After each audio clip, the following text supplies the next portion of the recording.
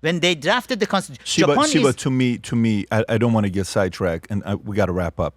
To me, if RP has been in D.C. for 47 years, and he's been in D.C. for the last 11 years with the president being there, the fact that he has not been proactive to go meet with him is not a reflection of the president, it's a reflection of him. I agree. That's my problem. I think there is a good reason. And President Trump is not going to be the first president during last 250 years to go and sign any absolute power for any country. President Trump doesn't want his name to be in history like that. I'm curious. What's your reason? I already gave the answer, but I think you might have forgotten. The Crown Prince is not a lobbyist, and is not a political activist. He is. He has been doing lobbying. He is the descendant of the throne of the Pahlavi, one of the most celebrated and glorious history, 50 years history, half a century history of Iran.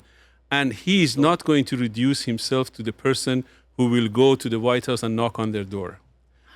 Crown Prince Reza Pahlavi will sit down with President Trump when he has mandate by the Iranian people to be respected as an equal leader that will sit across the table with the President Trump. And I think President Trump respects that. You want President Trump to come and kiss Reza Pahlavi, His Highness's ring? I said the prince, the Crown Prince, is waiting. He's not Crown Prince. He's the Crown Prince. Where? When? Okay, let's not sidetrack because he wants to wrap up. But I think he has been patiently and wisely waiting to get the political mandate from the Iranian people. And the last 3 weeks, Iranian people, by paying with their blood, they gave him the mandate that he is an undisputed leader of Iran's revolution for national revolution. And I think now you will see the kind of activity from Crown Prince that you have never seen before. And I didn't expect to see that before because, to be quite honest with you, the Iranian people had not given him the kind of mandate that they have given him in the last 3 weeks. Now, it's a new ball game in Iranian politics and Iranian opposition. Fortunately, America is coming to conclude the relationship with the Islamic Republic. President Trump is going to wrap it up the way you are trying to wrap up this show.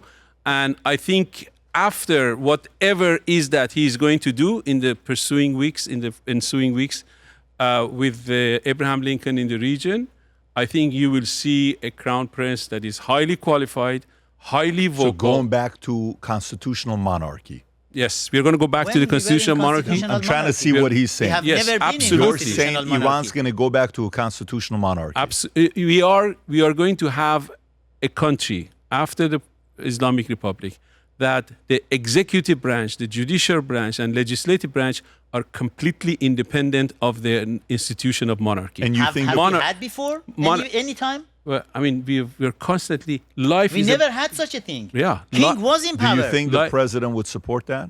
Absolutely, will support that. It's not. There is no opposition leader in the horizon who will serve the mandate of President Trump in the Middle East better than Crown Prince Reza Pahlavi. Better than Constitutional Assembly for Iran. When we set out to create a shoe that blends comfort, function, and luxury, we had the choice to make it fast. We had the choice to make it cheap. We chose neither. Instead, we chose Tuscany, Italy. We chose true Italian craftsmanship, each pair touched by 50 skilled hands. We chose patience, spending 2 years perfecting every detail, and we chose the finest quality at every step. Introducing the Future Looks Bright collection. Not rushed, not disposable, not ordinary. Rather, intentional, luxurious, timeless.